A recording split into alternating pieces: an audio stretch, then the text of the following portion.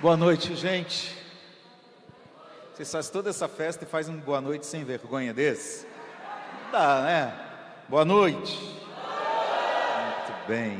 Que a paz de Cristo esteja com todos vocês. Gente, eu vou ser o mais objetivo e direto possível.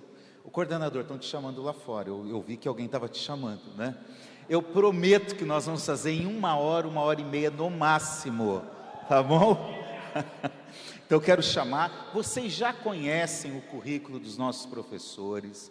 Se você não conhece, você pode dar um Google aí agora, pegar lá no Lattes, pegar no escavador, vai trazer o currículo deles.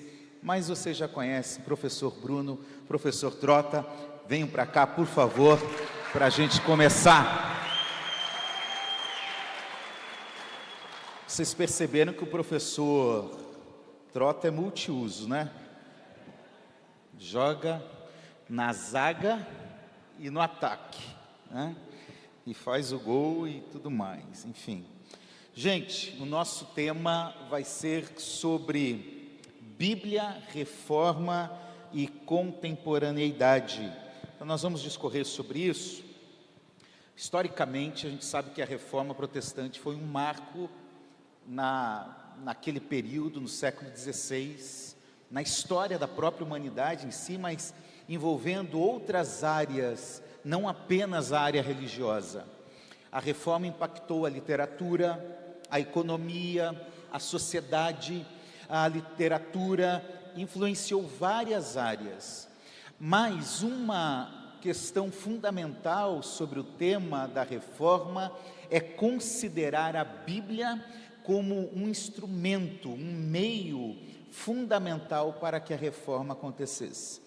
Os pré-reformadores, eles já procuravam destacar a importância da Bíblia, a centralidade da Bíblia. Nós vemos isso em John Hus, em Wycliffe, buscando isso, mas em Lutero, por causa de uma série de fatores, como a prensa de Gutenberg, como o inconformismo dentro daquele período, a renascença que estava ali, o humanismo que estava ali aparecendo, tudo isso contribuiu para que a Bíblia tivesse um destaque central.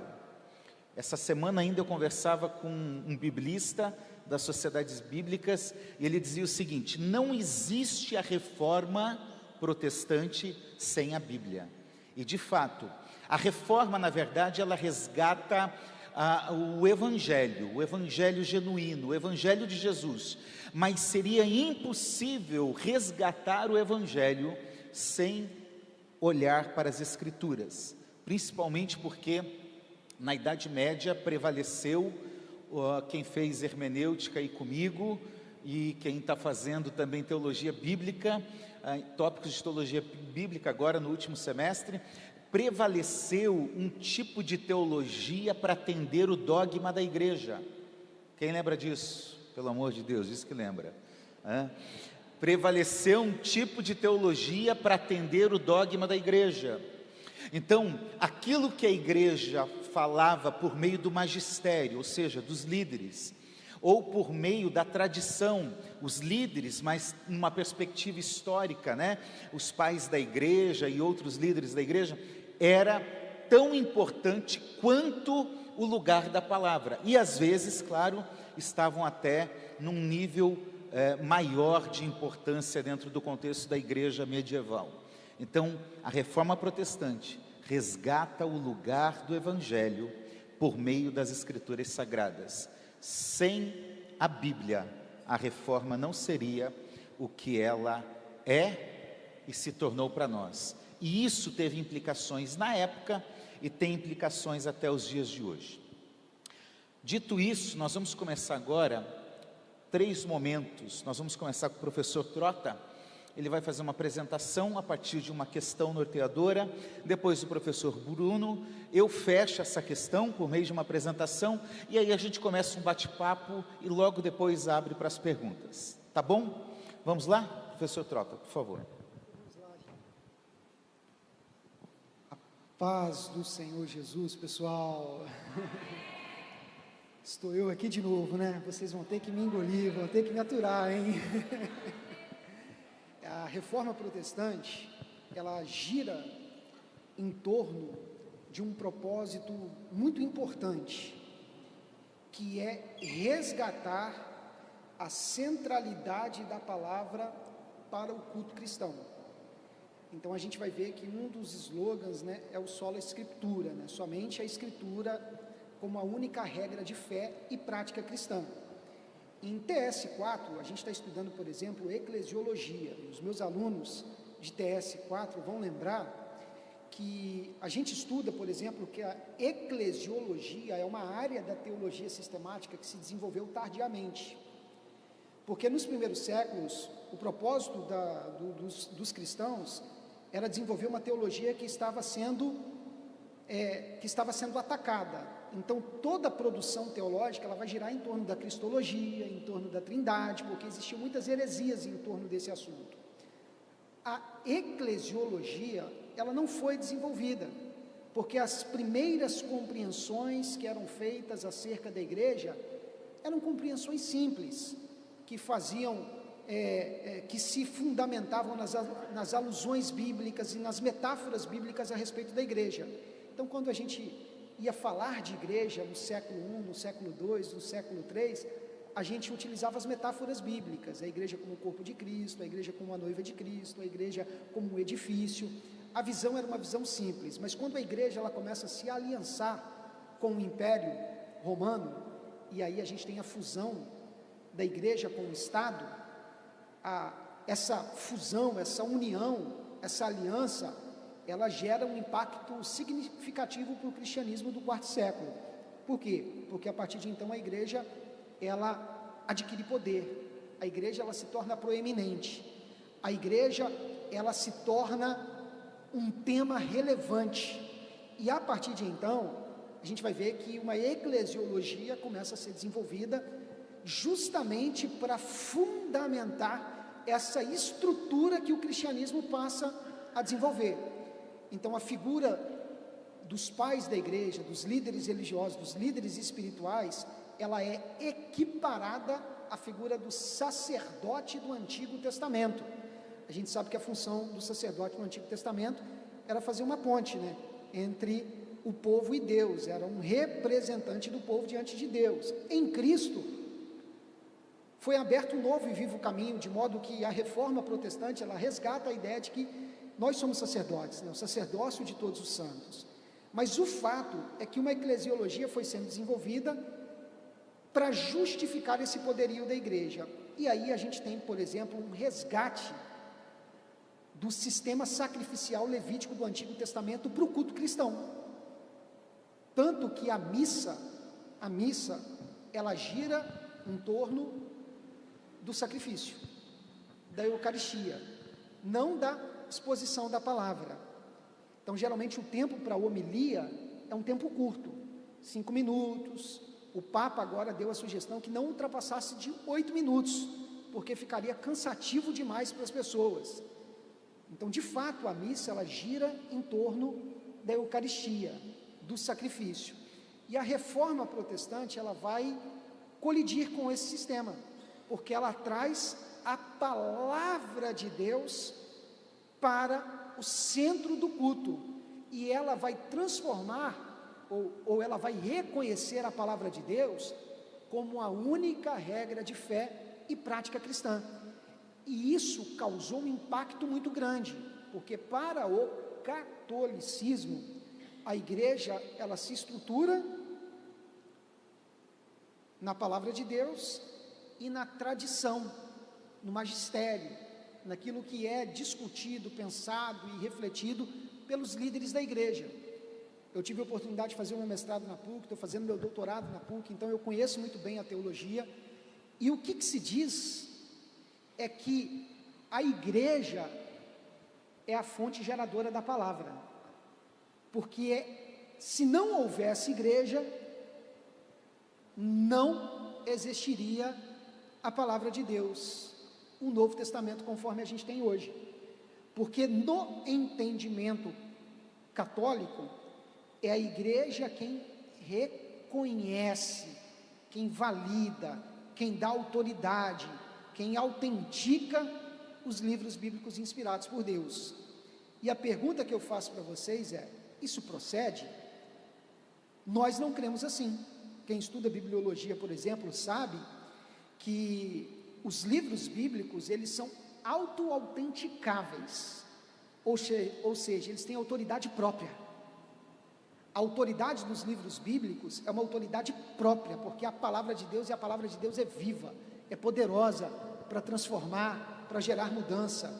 Então, não é a igreja que atribui autoridade ao texto bíblico, mas a igreja, ela simplesmente reconhece uma autoridade que os livros já possuem.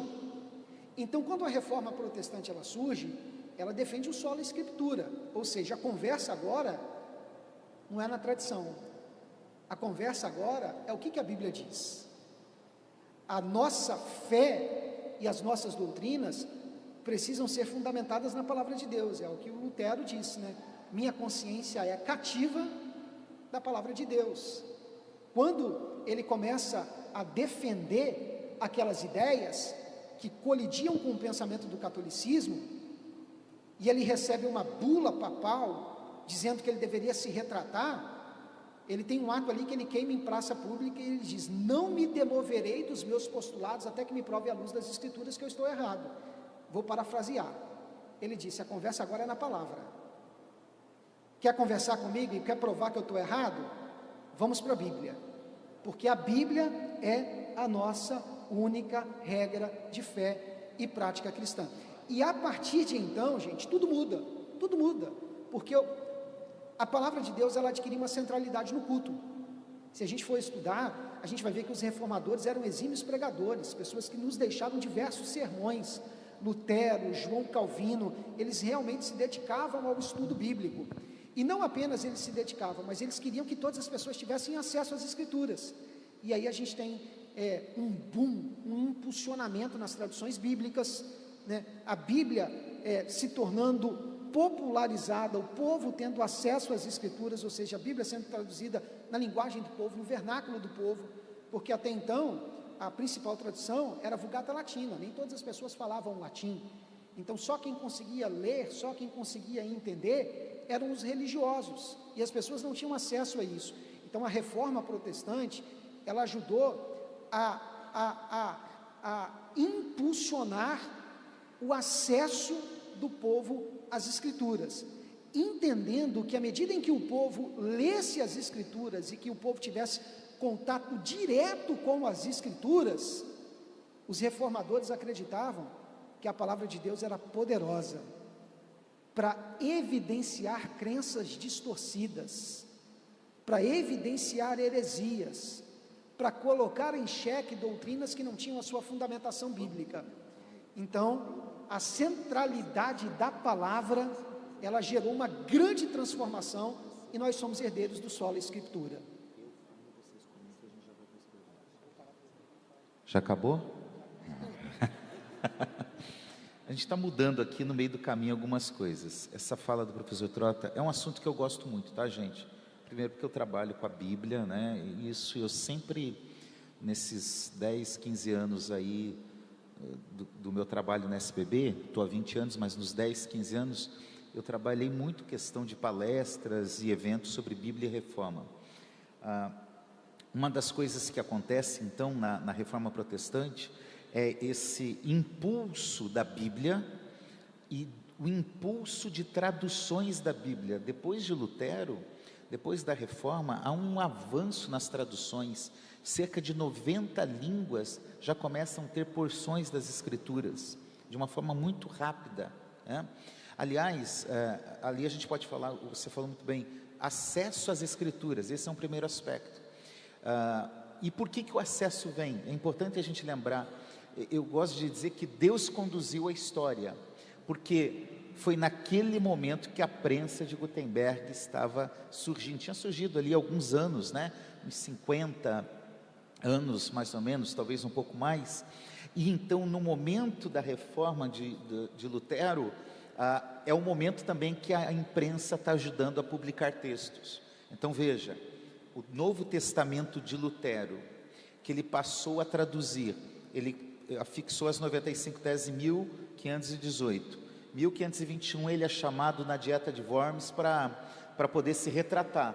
E ele diz: a não ser que vocês me convençam pela escritura que eu estou errado, eu não mudo de opinião.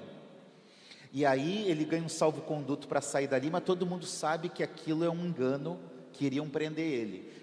Raptam ele, sequestram Lutero, levam ele para um castelo, o castelo de Wartburgo, onde ele fica, e em 11 semanas ele traduz o Novo Testamento. 11 semanas. Foi chamada a Bíblia de 11 semanas. E ele publica esse Novo Testamento. 5.000 cópias do Novo Testamento são publicadas. E se espalha, em poucos meses acaba. Então o que acontece? O ideal da reforma, levar a Bíblia a todas as pessoas, de uma forma intensa, para que todos tenham acesso, começa a acontecer. E aí a igreja da época fica desesperada. Chega um momento que dizem assim, os reformadores Lutero dizem assim: olha, uma Bíblia na mão de um leigo terá mais força do que um sacerdote ou um cardeal sem ela, né? Porque realmente tem um humanista ali que começa a discutir. Ele diz assim: agora esses protestantes se acham que sabem de tudo, e começam a discutir com os bispos, com os cardeais. Por quê? Porque estavam com a Bíblia na mão, né? Um outro aspecto que eu acho importante: já existiam algumas traduções, tinha até uma tradução para a língua alemã que era arcaica, baseada, como o professor Trota falou, na Vulgata, no latim. Só que Lutero tem uma outra ideia. Ele diz assim: nós vamos levar a Bíblia para as pessoas, não nesse linguajar arcaico aí que ninguém entende não. Aí ele começa então a traduzir para que as pessoas entendam. Ele usa o que a gente chama de equivalência dinâmica. Hoje a gente entende isso, na época ele não tinha nem a mínima ideia. Ele diz assim: eu quero fazer o Moisés falar alemão. Ó Deus, como é difícil fazer esse Moisés falar alemão. Mas ele faz uma tradução que até criança entende. E isso também atrai a curiosidade das pessoas. Então até a forma de traduzir passa a mudar, por influência de Lutero.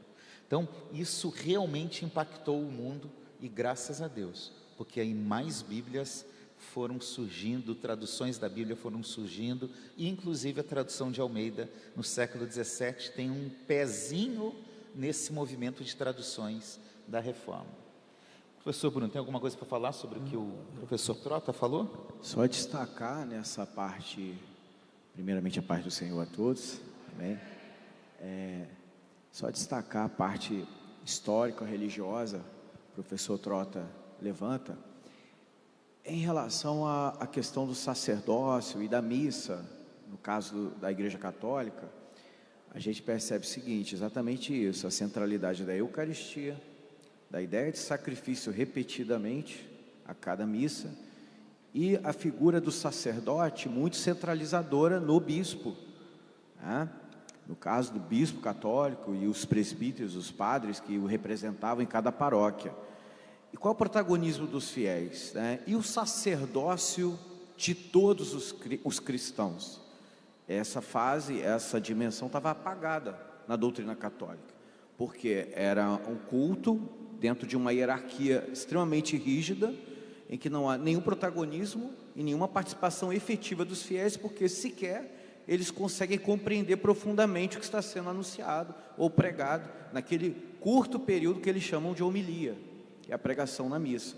Então esse é o contexto que Lutero vive, né? É um contexto onde não há o senso profético da igreja. Há o senso de um sacerdócio centralizado no bispo, no padre, no presbítero, a questão do sacrifício, porque essa é a função do sacerdote na antiga aliança, é o sacrifício. Só que não havia o entendimento do sacerdócio da igreja, que é de todos e não só do bispo, e além disso havia apagado o sentido profético da igreja.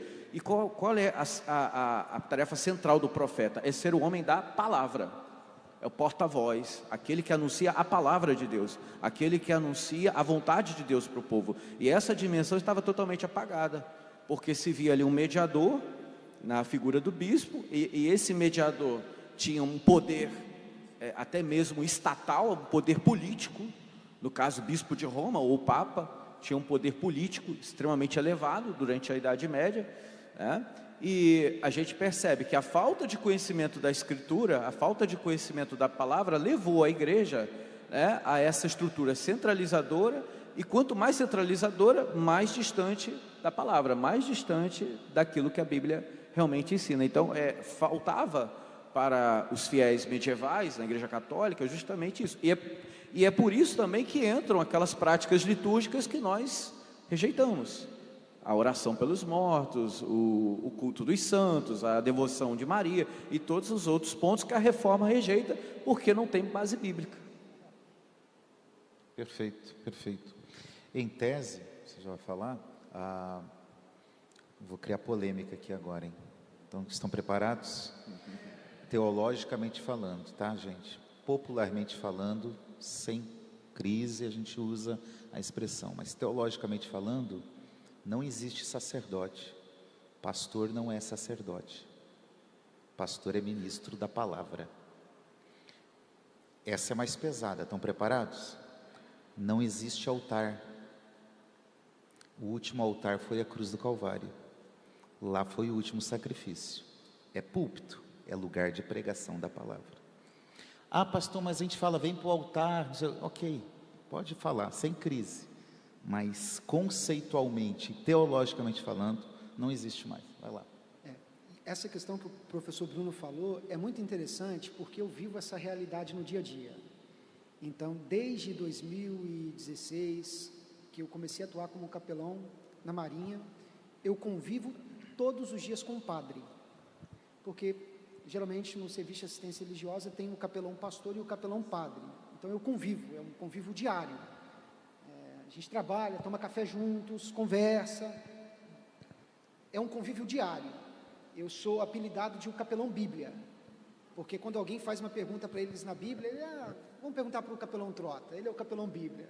Capelão, como é que é? E falam até de uma forma vexatória, né? Como se eu fico feliz, para mim, isso é uma honra, né? É uma honra. De vez em quando eu estou lá na minha sala, o telefone toca, um capelão de uma outra capelania, de um outro estado, de um outro distrito. Trota, deixa eu te falar, uma passagem das Escrituras aqui, eu estou atendendo um militar e ele me falou assim, eu não lembro dessa passagem, e às vezes são passagens básicas, é coisa de beabá, de escola bíblica dominical, e aí eu vou explicar. Então, é uma realidade que eu convivo muito. Eu me lembro que o meu professor, na PUC, um padre, ele chegou a dizer que se tiver 200 católicos querendo celebrar uma missa, não tem missa. Por que não tem? Porque não tem um sacerdote. Se 200 judeus se reunissem no Antigo Testamento para sacrificiar, para fazer o sacrifício, teria sacrifício? Não, porque tem que ter a figura do sacerdote. Então 200 católicos reunidos para celebrar uma missa, não tem missa. E aí esse meu professor, que é um padre, ele dizia, e se tiver um padre de cueca samba canção na casa dele, virado para a parede, ele pode celebrar uma missa. Porque a missa, ela se centraliza na figura do sacerdote, que só ele está habilitado a realizar a Eucaristia. Isso é muito forte. Isso é muito forte. E aí, na Marinha, por exemplo, nas Forças Armadas, a gente tem os cultos com os militares e as missas. De vez em quando eu sou questionado por um capelão padre dizendo, você não tem medo de se tornar descartável? Porque existem organizações militares em que não tem um capelão pastor e os cultos acontecem. Você não é relevante. Eles não precisam de você. Porque se tem 15 militares querendo cultuar, eles pedem autorização, comando consentindo, aí vai ter lá o militar, o sargento que é diácono, o suboficial que é pastor, que é presbítero, enfim, e vai ter culto. Vocês não têm medo de ser descartáveis? Porque já fazem um culto sem vocês. E aí eu respondo, o culto não é para mim, o culto é para Deus. Então, eu não tenho que ser fundamental. Jesus disse, onde estiverem 2 ou 3 reunidos em meu nome. Então é uma realidade que eu vivo. que eu vivo. E para eles, só tem missa se tiver a figura do capelão padre. Outra questão é o tempo para a palavra. Então, geralmente a homilia é muito curta, porque a missa gira em torno da Eucaristia. Esses dias, eu estava falando para o professor Assi, eu fui convidado para ministrar lá no quarto DN, em Belém do Pará. Teve um evento militar, uma orquestra tocando e tal, e aí o almirante que está lá, foi o meu comandante, me convidou para que eu pudesse participar dessa celebração e que eu pudesse ministrar a palavra. O pessoal que organizou a celebração tinha uma veia protestante, então eles deixaram um tempo de 30 minutos para a exposição da palavra. Quando eu cheguei lá, eu fui recepcionado pelo capelão padre, e o capelão padre, desesperado, chegou para mim e falou assim: me perdoe, eu não participei da organização, mas botaram 30 minutos para você falar. Eu disse: olha, eu não sei como que ele vai conseguir falar 30 minutos, porque ele vai ter que ficar dando volta, ele vai ter que ficar enrolando. Não precisa de 30 minutos, gente. Eu tentei convencer o pessoal que estava na organização, mas eles não me ouviram, porque a homilia geralmente é 3, 5 minutos. O Papa disse que não passasse de 8 minutos para não cansar as pessoas. E aí ele, desesperado, falou assim: você vai ter que falar 30 minutos. Só isso? Eu já tenho que segurar ele, porque ele fala 1 hora. Vamos lá? Segunda questão. A primeira questão, então, introduzida pelo professor Trota, foi a centralidade da Bíblia na vida religiosa e na prática da fé. Agora, o professor Bruno vai discorrer sobre os principais desafios e contribuições da leitura bíblica no contexto contemporâneo, marcado pela pluralidade cultural e novas demandas sociais. Se puder colocar o slide lá na... Opa, vou falar Como falar bem rápido. Sabiam que é o professor de filosofia que ia falar, fizeram uma pergunta totalmente filosófica. Pois é. Vou repetir, é quase um conceito já a pergunta. Quais os principais desafios e contribuições da leitura bíblica no contexto contemporâneo, marcado pela pluralidade cultural e novas demandas sociais? É isso tudo aí, gente, mas eu vou tentar falar rapidinho. Em poucos minutos, tá? Prometo que eu não vou fazer uma pregação de 30, não, pode ficar tranquilo. É uma homilia. Uma homilia no máximo 10. Vamos lá.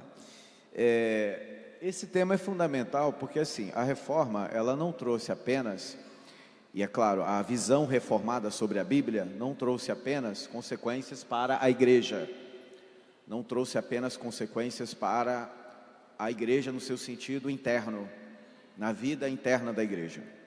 Também trouxe consequências para a sociedade europeia como um todo, né? Com o passar dos séculos, os princípios reformados, em algumas regiões da Europa, gradativamente, aquelas que tiveram menor resistência católica, onde o protestantismo se expandiu mais rapidamente, nós temos uma grande difusão da Bíblia, não só na Alemanha, em outras regiões como Suíça, antiga Prússia e outros locais, chegando até a Escandinávia, Suécia, Dinamarca, Finlândia. Todas essas regiões vão ser alcançadas pela pregação protestante. Escócia, John Knox, e outros reformadores que vão ter esse protagonismo. Pode passar, por favor. Tem uma frase do famoso teólogo aí, pastor Karl Barth, pastor suíço, não é o Bart Simpson, é o Karl Barth, famoso teólogo do século passado. Ele dizia isso: a Bíblia em uma das mãos e o jornal do dia na outra.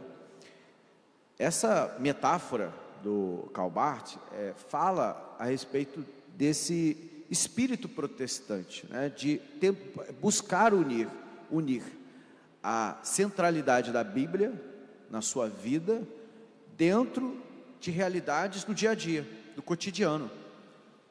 Porque a gente não pode encarar a Bíblia, o protestantismo não encara a Bíblia como um simples livro do passado. de um passado distante, uma peça de museu, que a gente fica repetindo, reproduzindo. Mas a Bíblia é a palavra de Deus viva para nós, atual, relevante, nas questões que a gente julga, às vezes, que não tem nada a ver, que são seculares, que não tem nada a ver com a fé. E toda a nossa vida, isso foi falado na outra mesa, né? A vida integralmente, ela está implicada na fé. A espiritualidade não é só uma prática dita espiritual que a gente faz dentro de uma igreja, mas a espiritualidade envolve toda a nossa vida, o nosso cotidiano, o nosso dia a dia. A fé está implicada nisso e a Bíblia está implicada nisso o tempo todo. Então, a frase do Barth já é uma reflexão inicial para a gente pensar. Como nós, enquanto igreja, enquanto sacerdotes, toda a igreja é sacerdotal, segundo a primeira carta de Pedro, capítulo 2, né? Somos o povo de Deus, reis e sacerdotes, o povo do sacerdócio real, somos sacerdócio real, tá?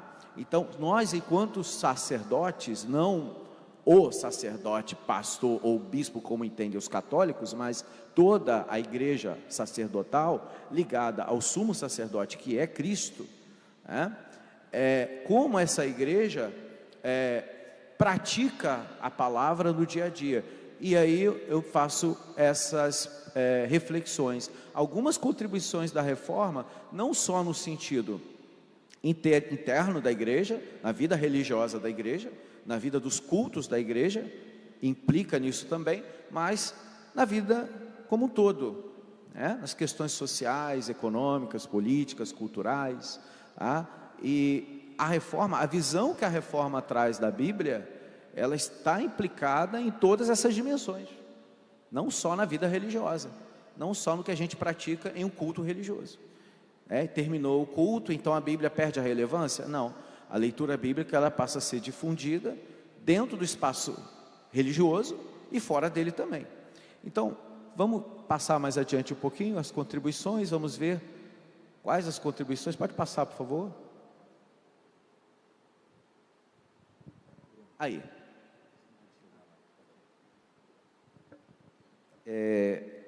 Breckmeyer, no livro Autoridade da Bíblia, um teólogo luterano, ele destaca três, entre outras muitas contribuições, o autor destaca três, pelo menos, e a gente pode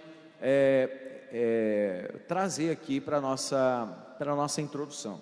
Primeiro, o desejo de que a Bíblia se tornasse um livro acessível ou popular, como já foi falado.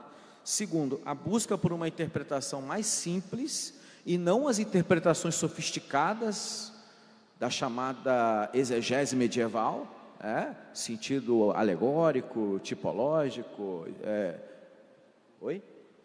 escatológico, anagógico, né? Os sentidos da Bíblia, toda a complexidade trazida por São Tomás de Aquino, lá no século XIII, por exemplo. Lutero ele já defendia, por outro lado, uma leitura mais simples, não só a partir de uma tradução que fosse compreensível ao povo leigo, mas também a partir de uma interpretação mais literal, mais próxima da historicidade dos fatos e do sentido da intenção original teológica dos autores bíblicos inspirados, tá?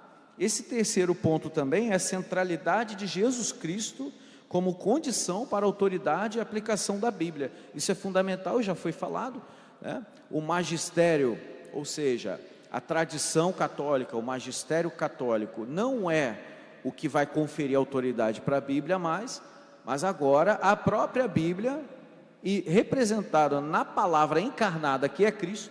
E até a gente, eu aprendi lá no início da minha formação em teologia, que a Bíblia como palavra escrita, Cristo como palavra encarnada, e é uma mesma história, uma mesma realidade. A pessoa de Cristo como o critério teológico central para entendermos a Bíblia como um livro cristocêntrico. Tanto o Antigo Testamento quanto o Novo Testamento falam de Cristo em perspectivas diferentes, mas Cristo é o centro da palavra. É em Cristo que a Bíblia, para os reformadores, tá? Não é Eucaristia, mas é Cristo, que traz e que implica a palavra de Deus dentro, a palavra escrita, né, a Bíblia, dentro de uma concepção de autoridade. Mais à frente um pouquinho, algumas consequências diretas e indiretas da leitura protestante em relação à Bíblia. Essa primeira eu vou destacar mais, as outras já foram mais ou menos pontuadas, mas esse primeiro tópico eu acho que merece um destaque aqui. Difusão da leitura, letramento, alfabetização, novos desenvolvimentos pedagógicos. Como acessar a Bíblia pessoalmente? Já que para os reformadores não é mais o chamado sacerdote ou bispo que tem autoridade de trazer a interpretação da Bíblia para a igreja, agora cada fiel, na sua condição de crente, na sua condição de cristão, na sua condição de habitação do Espírito Santo, o mesmo Espírito que inspirou a palavra, está sobre todos nós e dentro de nós, para nos capacitarmos no processo de interpretação e de aplicação da Bíblia na vida cotidiana. Mas como acessar a Bíblia do ponto de vista cognitivo, intelectual? Eu preciso entender o que eu estou lendo. Entendes o que leis? Né? Aquele texto de Atos 8. Entendes o que leis? Então, muitos acabam errando porque não entendem o que leem, mesmo utilizando uma boa tradução. Nós precisamos também do aspecto cognitivo, do aprendizado. E a reforma impulsionou, tanto é que existem teses nas ciências sociais circulando por aí, teorias que apresentam um comparativo, claro que isso é muito discutível, né? Tem toda uma discussão ainda em andamento sobre isso, mas, por exemplo, os países com a colonização de matriz católica romana e os países com a colonização protestante. Eu costumo falar com os alunos que colonização é sempre colonização, sempre vai ter problema, sempre vai dar um BO, sempre vai dar problema na história, escravidão, violação de direitos, etc. Só que é o seguinte, você vai encontrar nos países com matrizes protestantes na sua formação cultural, muito mais incentivo e adiantamento na educação do que os países de colonização católica, como na América Latina, por exemplo. Porque o Brasil é um país atrasado do ponto de vista educacional e que vai repercutir em outros campos também. Porque o Brasil é um país ainda atrasado do ponto de vista educacional. A gente tem que buscar a resposta disso lá na nossa colonização, lá no início, a chegada dos portugueses. Porque vinha justamente o padre catequizar, os jesuítas tiveram esse papel, mas a educação católica no Brasil, historicamente, foi uma educação para a elite, não foi uma educação popular. Tiveram sua contribuição, mas infelizmente eles chegavam com um catecismo já pronto para quem quisesse, e não quem quisesse, a princípio era obrigatória a religião católica, então você não tinha nenhuma liberdade de aprendizagem nesse sentido. Quando você vai para um país na Europa com matriz protestante a partir do século XVI, qual é a ideia do reformador, qual é a ideia do líder numa visão calvinista ou numa visão luterana? Qual é a ideia dele? Bem, as pessoas têm que ler a Bíblia. A fé, ela só vai ser ampliada na vida das pessoas na medida em que elas tiverem um encontro com Deus a partir da palavra. E aí a gente precisa entregar a Bíblia para o povo ler.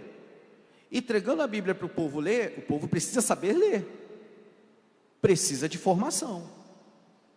Vamos investir em educação. Então essa é a lógica, e o protestantismo vai por esse caminho.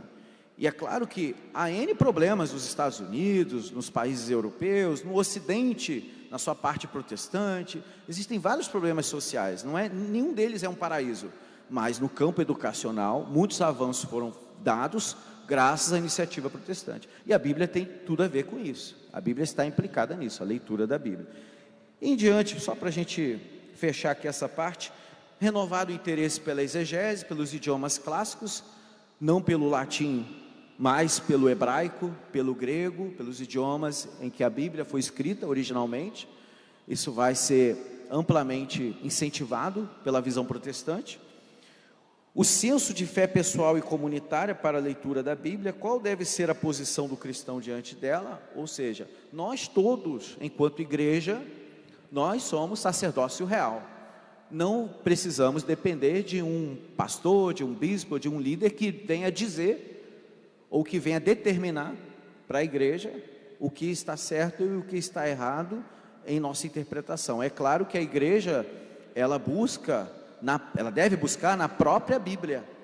Ela deve buscar na própria Bíblia a sua autoridade, o seu ministério e a sua decisão, a sua escolha, a sua evangelização, a sua missão tem que estar enraizada na palavra. Então, eu estou falando aqui do paralelo com a visão católica e a nossa visão, como que houve essa distinção. Só para terminar aqui, rejeição da autoridade absoluta do magistério católico, isso também já foi falado. Diversidade de traduções e métodos é um desafio, já antecipando aqui um desafio. A rejeição dos livros deuterocanônicos ou apócrifos, não é uma rejeição no sentido de excluir imediatamente. Lutero, ele separou esses livros e colocou numa posição de não inspirados para a vida da igreja e os cultos da igreja, e mais tarde esses livros vão ser sim retirados do cânon, aqueles 7 livros e acréscimos a mais no Antigo Testamento. Práticas litúrgicas e espirituais em busca de maior fundamentação bíblica. Os nossos cultos buscam, em tese, a centralidade da Bíblia, da pregação. Os nossos hinos precisam buscar fundamentação bíblica. Não é música para entretenimento. Aí é um dado para a gente pensar também, A qualidade dos louvores, das canções que entoamos, que buscamos na liturgia, no culto da igreja, precisam de fundamentação bíblica. Esse é um princípio. Fala, Deus, não é você? Fala aí, irmão, fala alto. A gente abrindo um sorriso aí,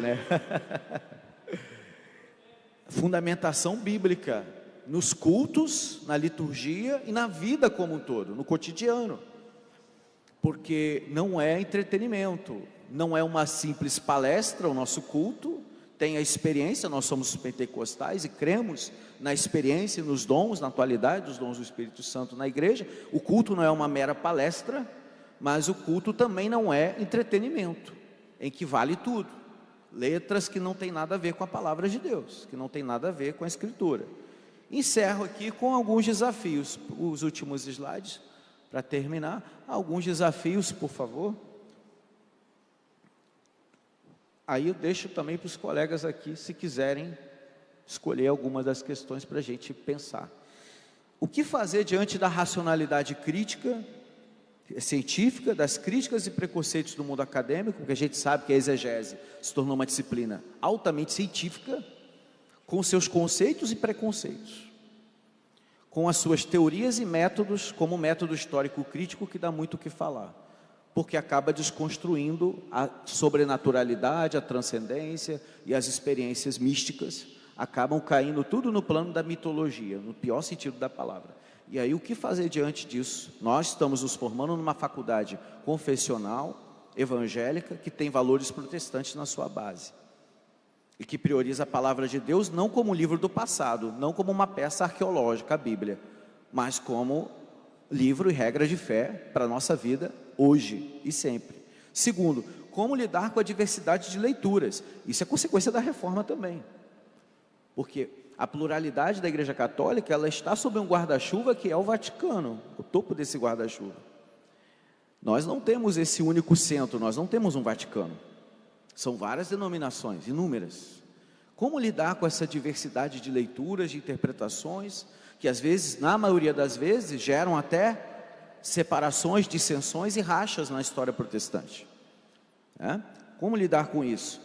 Quando uma leitura da Bíblia cai no relativismo, que é uma questão muito atual, livre interpretação ou livre exame? Qual seria o caminho correto?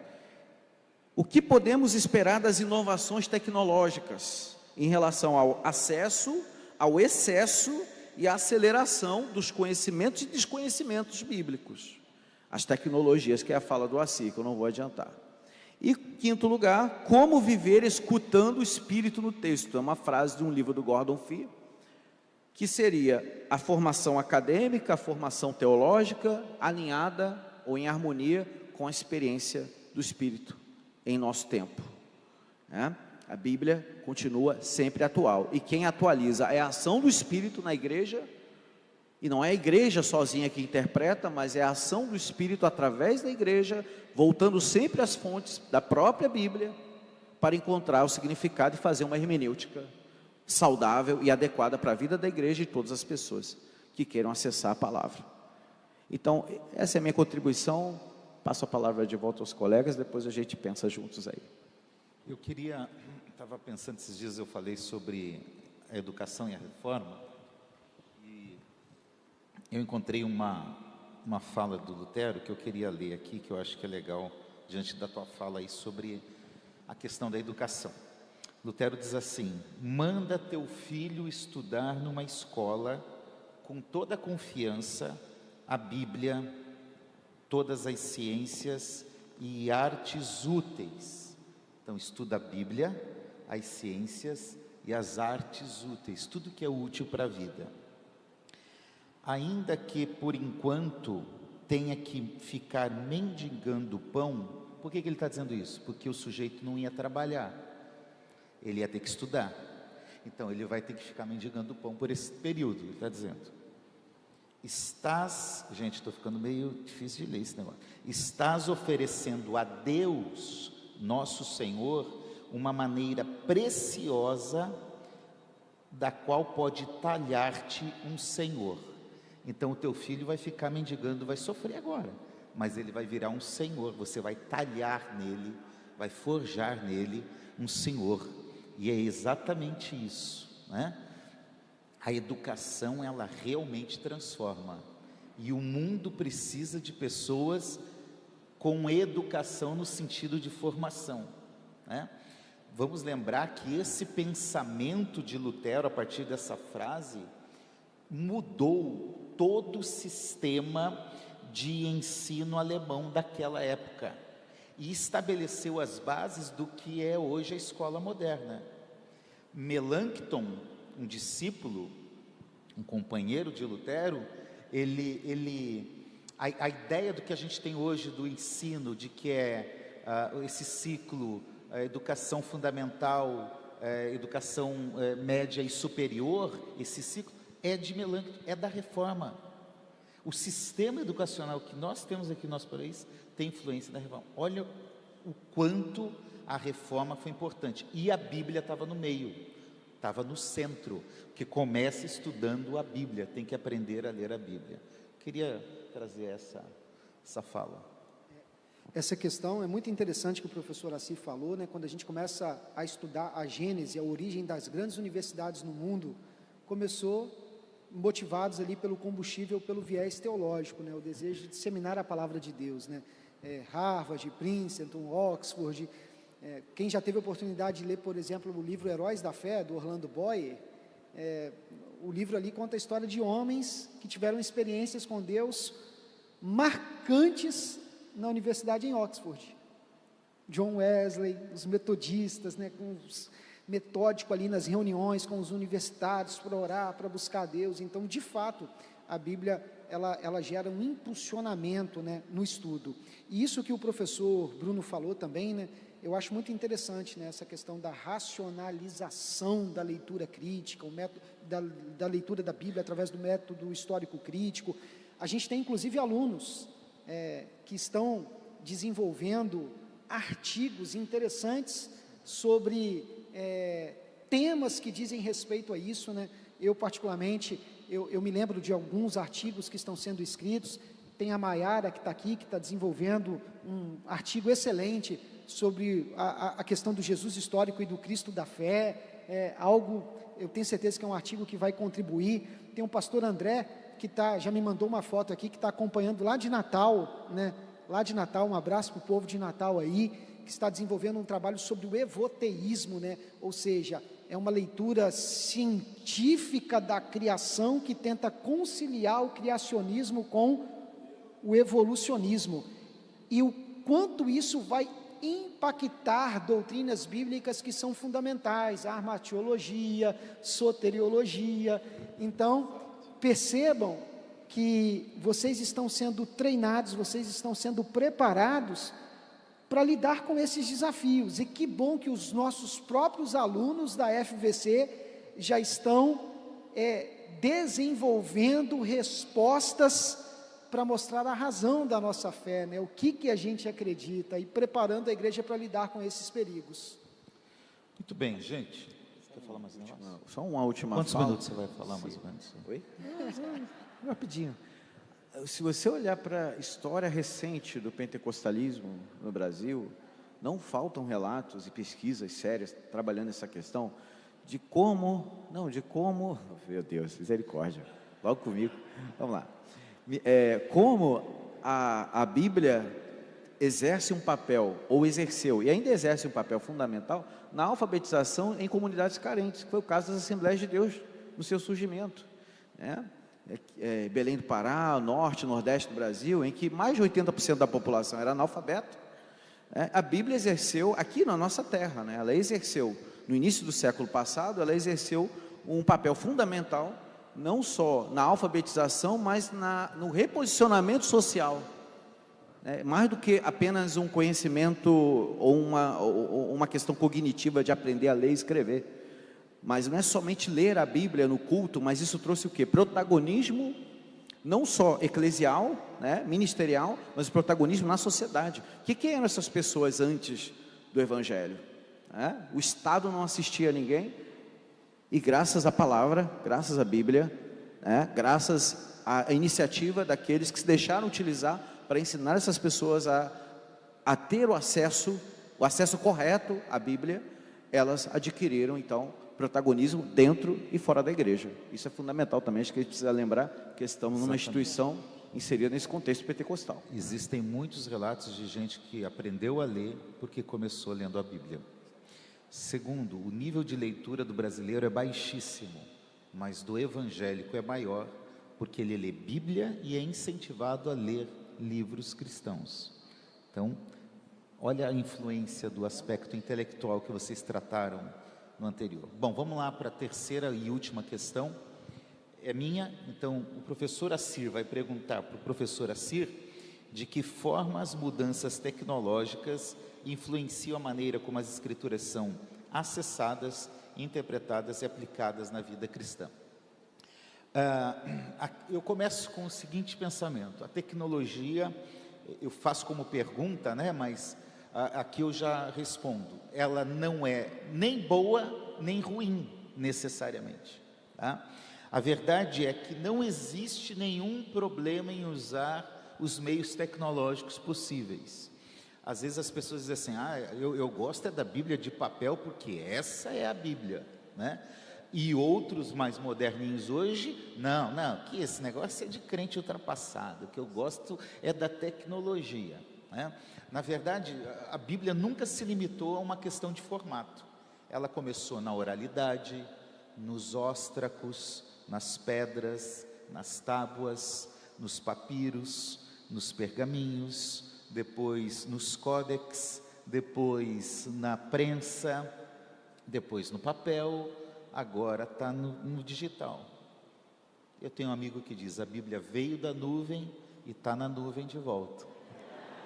Né? Exatamente, veio do lado alto e está no alto aí. Então, a questão é, tenha o contato com a Bíblia, use a tecnologia que você quiser, tá certo? Por quê? Porque a fé judaico-cristã sempre procurou utilizar o que tinha de mais moderno na sua época, e a gente pode lembrar de algumas coisas, por exemplo, as cartas. Carta era um meio mais eficaz para se comunicar. Quem faz literatura paulina comigo lembra disso. O meio mais eficaz para se comunicar. Paulo usa as cartas. A ideia de caderno vem da fé cristã. Se popularizou porque os livros bíblicos eram em rolos. Que grande rolo era ler um rolo da Bíblia, né? Você pegava o rolo do profeta tal, o rolo dos evangelhos. Aí os cristãos vamos inventar um negócio diferente? Vamos colocar tudo junto? Vamos, aí coloca um pergaminho em cima do outro, dá uma amarrada lá, e aí surge os códex, cadernos, que hoje nós temos esse meio de literatura no mundo todo. Então, a prensa de Gutenberg Os primeiros impressos têm a ver com a Escritura Sagrada. Então, a fé cristã sempre utilizou isso. Nós não vivemos de forma alienada, então nós devemos olhar para a Bíblia, para a teologia, usar os recursos tecnológicos possíveis de forma conectada a esse mundo, mas mantendo a fidelidade daquilo que a gente tem. A questão é saber usar a tecnologia para isso, tá? Essa é uma grande questão. Então vamos lá. Em primeiro lugar, respondendo, o acesso às Escrituras. Eu fiz uma lista, que aqui a gente poderia gastar umas 2 horas, podemos? Para falar aspectos positivos da Bíblia na tecnologia, porque o nosso tema aqui é Bíblia. Acessibilidade. Hoje eu vim dentro do avião para cá, vai dormir com essa placa para lá. A gente vai até umas 9h30, não, vamos não, gente. Eu vim dentro do avião lendo a Bíblia. Dificilmente eu pegaria a minha Bíblia impressa e levaria para lá. Qualquer lugar você hoje lê a Bíblia. Acessibilidade, disponibilidade.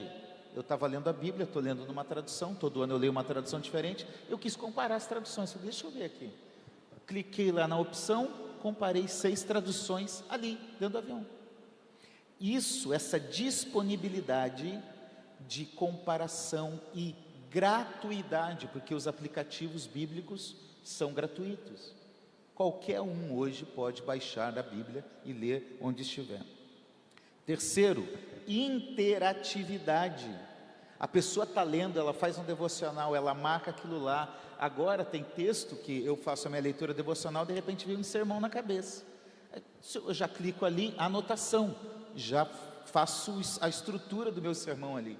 Depois eu vou estudar, aprofundar, mas as ideias já vêm ali. Essa interação com a Bíblia ajudou demais, um excelente recurso, além de vídeos, o Glorify que está aí, que muitos conhecem, que coisa boa, você lê o texto, você pega uma explicação do texto, o YouVersion, que é o maior aplicativo de Bíblia do mundo hoje, então você tem essa facilidade, é prático de usar, clicou no aplicativo, entrou, clicou no livro, facilidade, tá? Esse é um aspecto bom. Reciprocidade. Eu, por exemplo, a minha leitura bíblica diária, eu convido sempre minha esposa e minha filha, para a gente ler em conjunto. Então a gente cria um plano de leitura em família, dá para ler usando a tecnologia, né? E está lá, o YouVersion tem todas essas opções. Compartilhamento, vou mandar esse versículo aqui, estou pensando no irmãozinho lá, estou lendo, raça de víboras, quem vos ensinou a fugir? Manda para o irmão, ó irmão, essa é a palavra de Deus para você hoje. Compartilhamento, continuidade, aquele aplicativo, quando eu fico um dia sem ler o meu plano de leitura, ele vem lá e me avisa, você está atrasado aí, hein? Não vai esquecer desse negócio não. Então, essa continuidade, essa organização, esses são os aspectos positivos. Aspectos negativos, fragmentação. E eu coloco ali uma expressão que eu chamo que é a doença da igreja evangélica brasileira, versiculite. Só lê o versículo. O Senhor é o meu pastor e nada me faltará. E aí, o que mais? Não tem contexto, não tem... é tipo caixinha de promessa. Então, esse é um mal, porque as pessoas não leem mais do que um capítulo. Olha lá quando leem um capítulo. Tá? Esse é um problema, que é o desse tempo, e aliás, cada vez está diminuindo mais, né? Tem algum lugar aqui que coloca, eu vou comentar sobre isso. Superficialidade, porque normalmente o crente antigo, quem é crente antigo aí, levanta a mão e diga eu. O que a gente fazia quando ia ler a Bíblia? Você separava um tempo, um lugar, oração, introspecção, ninguém me incomoda, eu vou para o meu canto e lá eu vou ler a Bíblia, como um ato diferente da rotina do meu dia. Isso se perdeu. Você lê a Bíblia de qualquer jeito, em qualquer lugar, sem profundidade e com maior superficialidade. Terceiro, compactação. Ninguém aguenta mais ler um grande texto. Ninguém aguenta mais assistir um vídeo de 5 minutos. A gente já quer os cortes. Gente, a gente está vivendo uma superficialidade por causa dessa compactação que é séria. E isso está influenciando as pessoas na leitura bíblica. Ninguém quer ler 4 capítulos, um livro inteiro, quer pegar um pedacinho, quer pegar a caixinha de promessa, as bênçãos, e não o todo. Banalização. No mesmo objeto que você lê a Bíblia, você pode acessar um vídeo de pornografia. Uma coisa era falar, isso aqui é a minha Bíblia, né? Eu até tenho um amigo na SPB que ele diz assim, isso aqui não é a Bíblia, ele até tem a Bíblia, não confunda as coisas, né? E por isso, por exemplo, a gente tem percebido vários pastores e líderes dizendo assim, levem para a igreja a sua Bíblia, leiam no celular, onde quiser, em qualquer outro lugar, mas para a igreja leva a Bíblia, porque fala a verdade, o Flamengo está jogando agora, não está? Está perdendo de quanto? Está ganhando? O que acontece? Naturalmente, vamos abrir a Bíblia? Vamos. Liga o celular. Opa, gol do Flamengo. Você vê a banalização, o pecado, junto com o sagrado. A verdade é, quem já no culto pegou o celular para ler a Bíblia e de repente foi ler uma notícia do WhatsApp, ou uma rede social, ou o resultado do jogo, confessa o pecado agora e levanta a mão. Pronto, tudo pecador. Desvio de atenção. Então você está ali, você está lendo, mas você está vendo o jogo, você está entrando na rede social. Esse é um outro problema. Analfabetismo bíblico. As pessoas não conseguem mais achar um livro bíblico. Não consegue identificar qual livro é do Antigo e do Novo, a ponto de, nos últimos 6 anos, 7 anos para cá, as organizações que desenvolvem aplicativos passarem a desenvolver uma ordem canônica, para quem quiser, mas se não souber, vai lá em ordem alfabética. Então, muitos jovens estão procurando livros na Bíblia por ordem alfabética e não canônica. Já não sabe que história é do Antigo ou do Novo. Analfabetismo bíblico. Isso. Falta da percepção do todo, né? Segundo, pode passar, a interpretação. Bom, junto com o que o Bruno já falou, a tecnologia, como alguém já disse, que a internet deu voz, como que é a expressão? Vamos usar a expressão? Será que deu voz aos idiotas? É ou não é?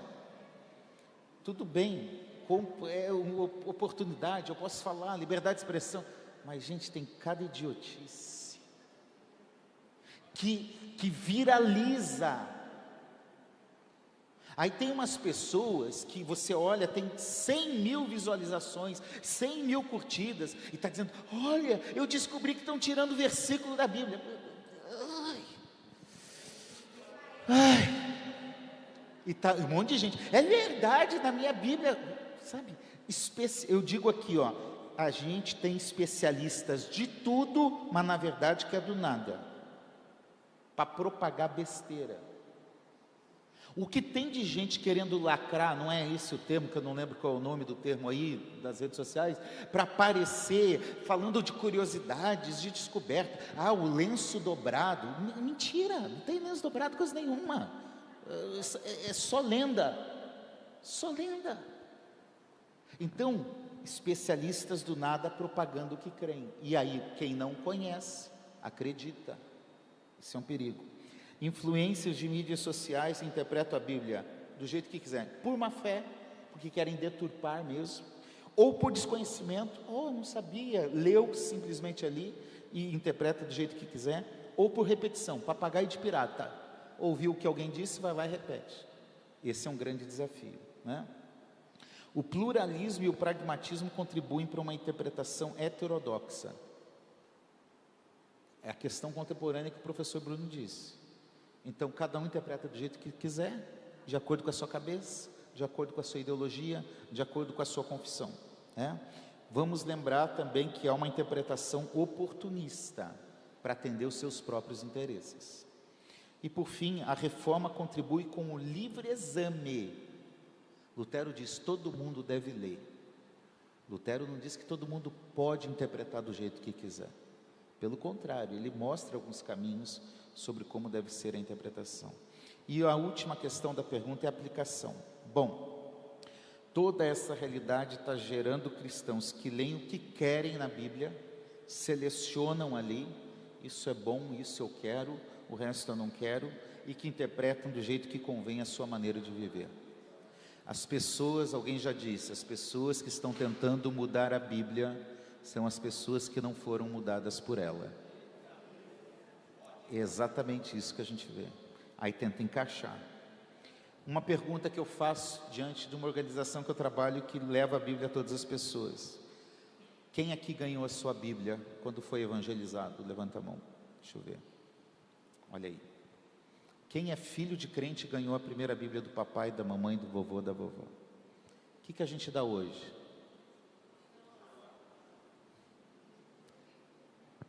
Você vai evangelizar, você vai falar para a pessoa: entra lá no aplicativo. E a evangelização com a Bíblia foi o que mudou a história do nosso país, quando os missionários chegaram aqui no início do século XIX, distribuindo a Bíblia no nosso país. Isso marcou a igreja e o país. O que nós teremos para o futuro sem isso? Então, por último, a superficialidade na leitura bíblica está gerando crentes também superficiais no comportamento diário.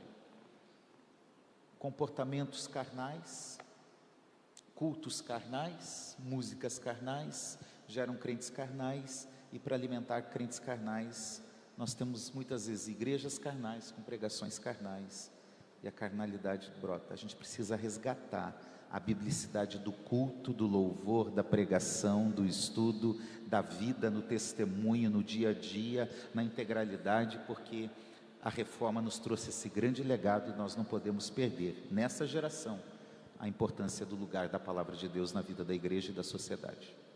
É isso. Podem comentar e corrigir. Só um rápido comentário, excelente abordagem, e caberia muitas discussões, muitos debates, mas eu me lembrei aqui da fala de um sociólogo coreano, bem famoso aí, que fala sobre a sociedade do cansaço. A gente vive essa demanda, né, essa coisa da falta de foco, né, da sociedade pós-moderna.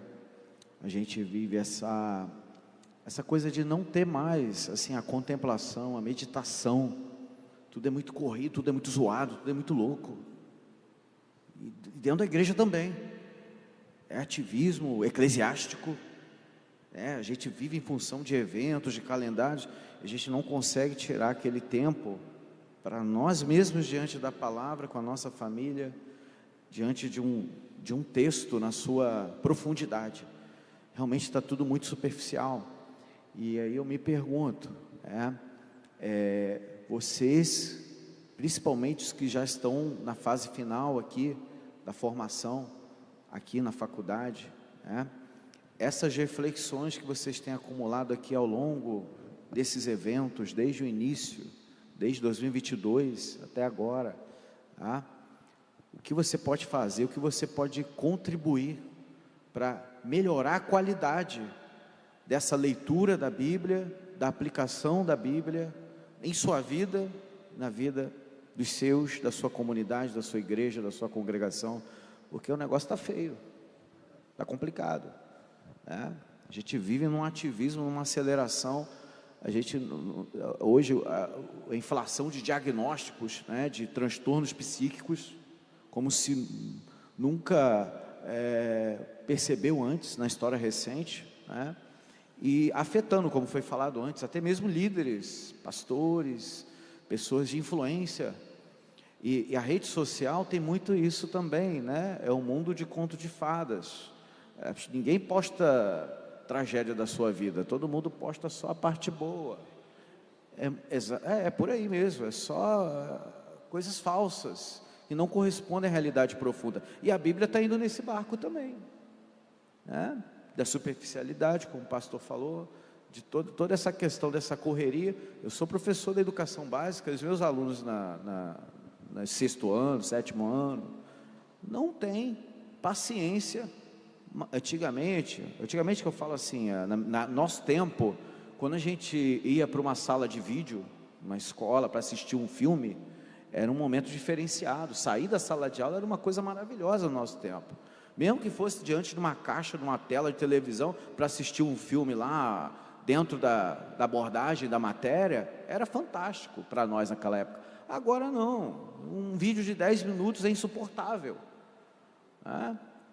Tem que ser os shorts, né? aqueles cortes, aquelas coisas de 30 segundos, 1 minuto. Você tem que resumir um mundaréu de conceitos difíceis em 1 minuto, porque a garotada de hoje não tem mais paciência, não suporta mais do que esse tempo diante de uma tela, porque ele fica o dia todo na tela, é jogo, é um monte de coisa, então ele tem tudo e ao mesmo tempo não tem nada, porque é frenético, né? Ele não consegue ter foco. Então a abordagem passa muito por essa questão do contexto social que estamos vivendo. Por isso que as minhas perguntas na prova tem que ter meia página, uma página inteira. Vai lá. De fato, essa questão da superficialidade, a gente vê isso nos nossos cultos, infelizmente. Muitas pregações, eu conheço pastores que dizem abertamente, não vem com esse negócio complexo, com uma pregação complexa, o pessoal quer pagar o boleto da segunda-feira, então eles querem uma palavra de vitória para pagar o boleto da segunda-feira. A gente está vivendo isso, pessoal. Então, nós estamos presenciando a psicologização dos nossos púlpitos. Termos da psicologia são utilizados nos nossos púlpitos e termos teológicos são abandonados. Então, neurose, recalque, tantos outros termos da psicologia que são utilizados nas nossas pregações, e termos como propiciação, expiação, as pessoas não sabem nem o que é isso. Termos teológicos carregados de profundo significado. Então, isso é muito sério. E as pessoas querem ter experiência com Deus sem profundidade. E aí eu confesso que às vezes eu fico estarrecido com alguns cultos, que eu sou convidado para pregar em congressos, e a gente chega, pessoal,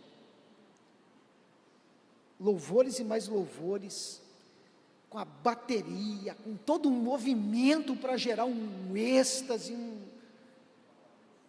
e fica pesado ali, né? E aí quando te dão a palavra, que você vai explicar a palavra de Deus, ninguém está interessado em ouvir, porque as pessoas querem que você vá direto ao ponto. Você não pode mais contextualizar, explicar o contexto bíblico, quem escreveu, quando escreveu. Não, você tem que ser rápido, é a pregação fast food. E alguns momentos da pregação que as pessoas mais vão destacar, eu lembro que eu participei de uma conferência teológica e assisti palestrantes falando questões profundas e ninguém dava glória a Deus, ninguém dava aleluia. Falava sobre a morte de Jesus na cruz e todo mundo olhando assim como se fosse uma coisa simples, uma coisa banal, uma coisa... Aí quando um palestrante assumiu o púlpito e imitou uma pessoa afeminada e fez lá, contou uma piada, foi o ápice. Todo mundo aplaudiu, glória a Deus, aleluia, é isso aí. Eu falei, é isso mesmo que aconteceu? Então a gente está vivendo essa banalização do culto, essa falta de reverência.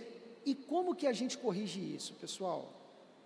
É o retorno para a palavra, é a centralidade da palavra na nossa fé, é entender que a nossa vida, ela é fundamentada na palavra de Deus, porque o cristianismo medieval, ele enfrentou uma grande crise com aquilo que a reforma protestante propôs. Tem um filme que eu acho muito interessante, Em Nome da Rosa. Já tiveram a oportunidade de assistir esse filme? É um filme sensacional, Em Nome da Rosa. É um filme que relata a tensão que estava existindo entre a ciência e o que a igreja dizia, o cristianismo. Então, há assassinatos, uma investigação, e começa a se descobrir diversas questões. O fato é que lá na Idade Média, a gente já disse isso no início, né? era o que a palavra de Deus dizia, mas o que a igreja dizia. E a igreja falava muitas coisas que começaram a ser desacreditadas pela ciência, as descobertas científicas, e aí colocou em xeque o que a igreja dizia. E a igreja, ela não queria que as pessoas tivessem acesso às escrituras. Aí no filme Em Nome da Rosa, tem uma parte lá muito legal, que na investigação descobre-se que colocavam veneno. Vocês lembram dessa cena? Quem não assistiu, vale a pena assistir, eu acho que tem no YouTube. Colocavam veneno nas páginas da Bíblia, e o povo que ia lá tentar ter acesso às escrituras, quando molhava o dedo, as pessoas passavam mal, e aí espalhou-se a notícia de que só pessoas que eram santas que podiam ter acesso à palavra de Deus. Então as pessoas ficaram com medo de ter acesso à palavra de Deus. Hoje a gente não tem mais esse medo, mas a gente também não pode banalizar. A gente tem que ter reverência, santo temor. E aí, como que a gente vai combater essa superficialidade? Irmãos, é voltando a valorizar as Escrituras, colocando ela como centro da nossa fé. Amém. Perguntas? Ali. Deu 1h08, tá, Johans Stevens? Como você demorou muito, não vai ter pergunta. Então, depois vocês briguem com o professor Assi. Ele é o único e exclusivo culpado de tudo. Corta o microfone dele para falar nisso. Quem vai fazer a pergunta?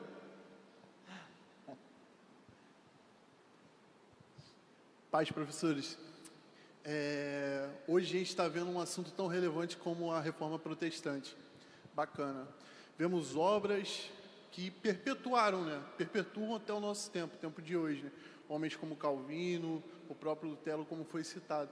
Bacana. Hoje a gente se depara com um fenômeno mega church, igrejas inchadas e pessoas com superficialidade bíblica. E tem esse discurso, que hoje somos uma igreja relevante, mediante, fazendo esse comparativo a esses grandes homens que teve na história e a vida que a gente tem hoje de igreja, será que a gente vive realmente um contexto de igreja relevante? E se não, o que deveria ser feito para que houvesse esse caminho de reconstrução, para que fosse levantado grandes homens, próprio, se eu não me engano, Spurgeon, construiu orfanatos e escolas, e hoje a gente não vê a igreja tão influente nessas questões das esferas sociais. Então essa é a minha pergunta. O que fazer se não estamos num caminho de igreja relevante? O conceito do que é ser uma igreja relevante é importante a gente ter, definir aqui. O que é ser uma igreja relevante? Que hoje ser uma igreja relevante é ter uma igreja cheia, isso não é errado, não é pecado, é bom. Que consiga comunicar com essa geração, isso não é errado, isso é bom. E que as pessoas gostem, propaguem, divulguem e falem e vão, e postem no Instagram. A igreja tem que ser instagramável para as pessoas gostarem da igreja. É isso aí que talvez seja um conceito de uma igreja relevante hoje. E igrejas que estão muitas vezes, que não têm todos aqueles recursos possíveis, muitas vezes são consideradas irrelevantes. Mas eu acho que a verdadeira relevância da igreja está na fidelidade da sua pregação. E perseveravam na doutrina dos apóstolos. Esse é o pressuposto do versículo 42 do capítulo 2. Essa perseverança, essa firmeza no ensino dos apóstolos, e a gente sabe que o que os apóstolos ensinavam era o evangelho de Jesus, fez com que outras coisas acontecessem na igreja. Assim, a igreja contava com a simpatia do povo. O problema de hoje é que a gente está querendo pegar o versículo 46 e colocar antes. Primeiro vamos contar com a simpatia, depois a gente dá um jeito de inserir Jesus. E aí está complicado. O pragmatismo desse mundo contemporâneo não é fazer o que é certo, mas é fazer o que dá certo, o que funciona, o que dá resultado. Então vamos fazer, e eu não estou dizendo que a gente não deva pensar em buscar meios eficazes de se comunicar, de organizar a igreja. Isso é importante. A questão é que as minhas questões organizacionais, administrativas, comunicacionais, não podem sobrepor a palavra. A palavra está acima, todas as coisas estão debaixo dela. Então eu não posso falar, eu estou no YouTube, eu não posso pregar sobre isso. Vamos pregar sobre isso. As pessoas não aguentam ouvir 40 minutos, 50 minutos de pregação. Vamos pregar a palavra de Deus. Não vamos nos adequar ao que essa relevância desse mundo hoje prega, mas vamos ficar firmes na palavra de Deus, porque seca-se a erva, cai a sua flor, mas a palavra do nosso Deus permanece para sempre.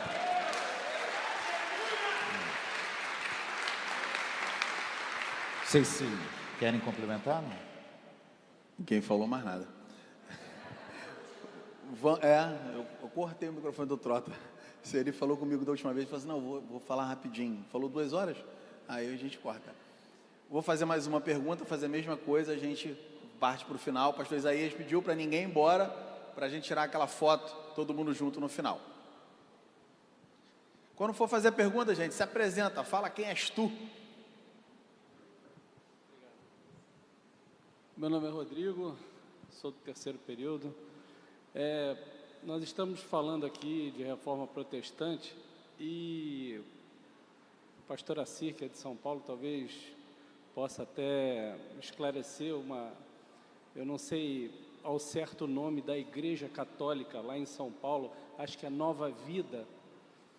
Eles estão praticando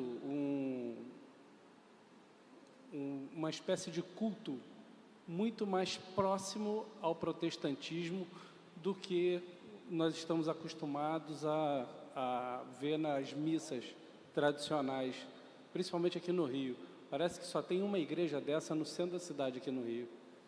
Eu sei disso porque as minhas primas, minha família é católica, eu sou o único crente da família, e minhas primas vêm frequentando essa igreja e viajam para lá, mas o que elas me descrevem é um culto muito mais próximo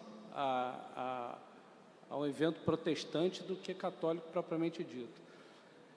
A minha pergunta é, isso pode ser um braço separatista dentro da própria Igreja Católica? Vamos lá, eu acho que você está falando da Canção Nova. Isso, obrigado, é isso mesmo. Canção Nova, Na verdade, a Canção Nova é um movimento carismático, da renovação carismática católica, dentro da própria instituição, aprovado pelo Vaticano, reconhecido e permitido. Ele não é novo. O movimento de renovação carismática católica começa na década de 50, 60, 40, por aí, tá? Que é o mesmo período que ocorre a renovação espiritual nas igrejas históricas aqui no Brasil, batista, metodista, presbiteriana e congregacional. Então aliás, curso de História da Igreja, a gente fala sobre isso, façam aquele curso lá. Então, já é um movimento antigo. Segundo aspecto, ele se aproxima do pentecostalismo, sim. Algumas questões se aproximam, mas outras questões ainda são centrais. Por exemplo, a Eucaristia, como que é o nome daquele negócio que entra lá que eu esqueci?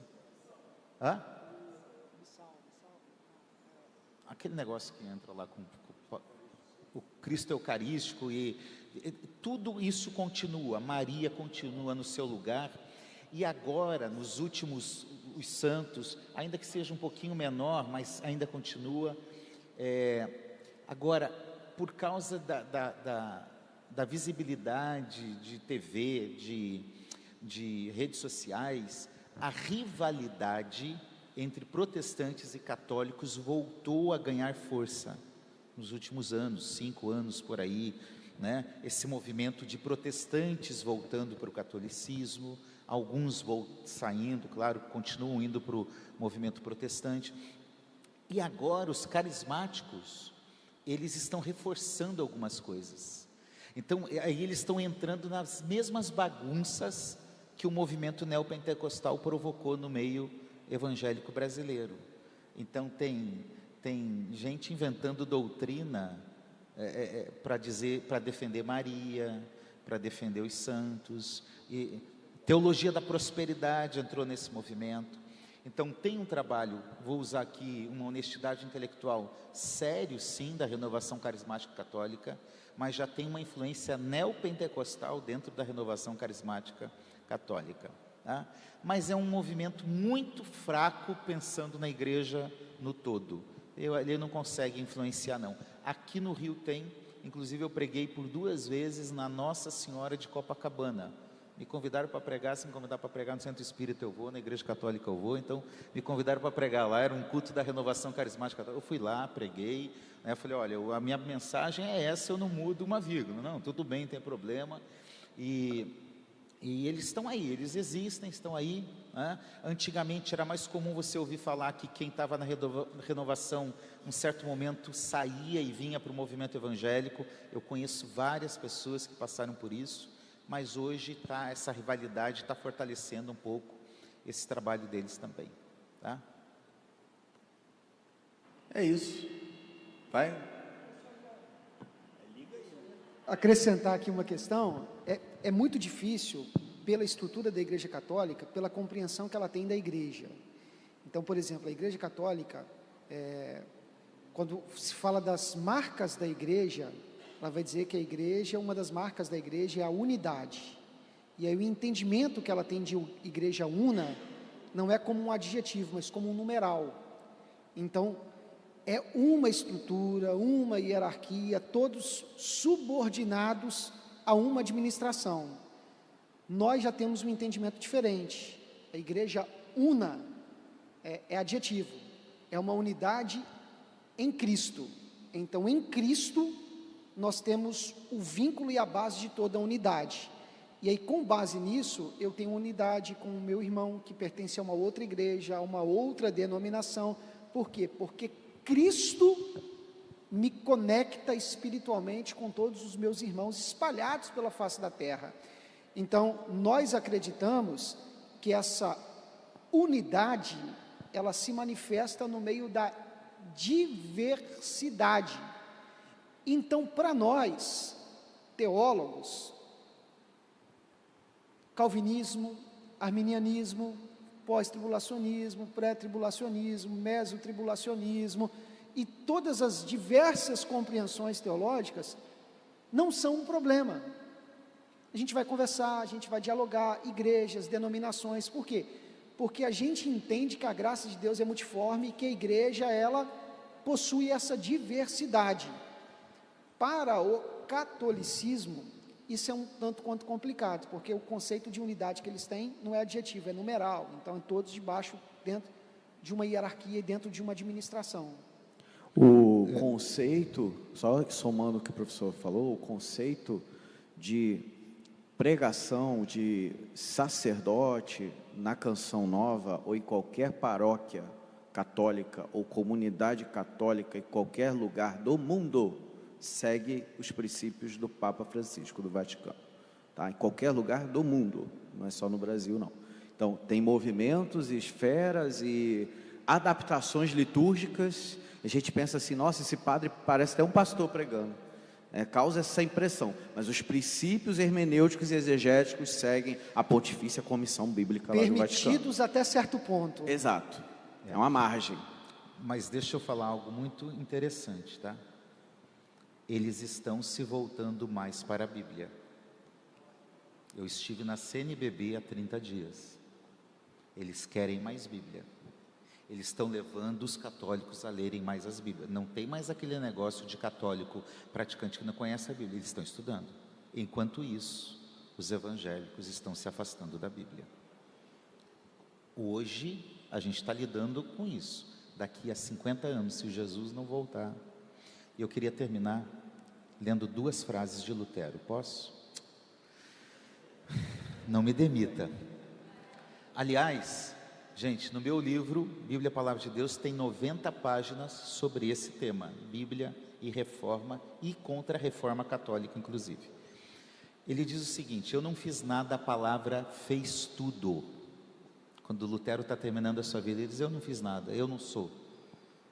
A palavra que fez tudo. Aí ele diz assim, por isso, fiz uma aliança com Deus, que Ele não me mande visões, nem sonhos, nem mesmo anjos. Estou satisfeito com o dom das Escrituras Sagradas, que me dão instrução abundante e tudo o que eu preciso conhecer, tanto para esta vida quanto para a que há de vir. E em 1521, quando ele é convidado a se retratar sobre tudo que ele tinha falado, ele diz o seguinte: a menos que vocês me provem pela Escritura e pela razão que eu estou enganado, eu não posso e não me retratarei. Minha consciência é cativa à palavra de Deus, e ir contra a minha consciência não é correto nem seguro.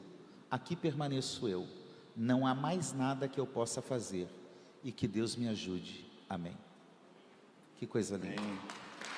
Você pode aplaudir o Senhor, meu irmão.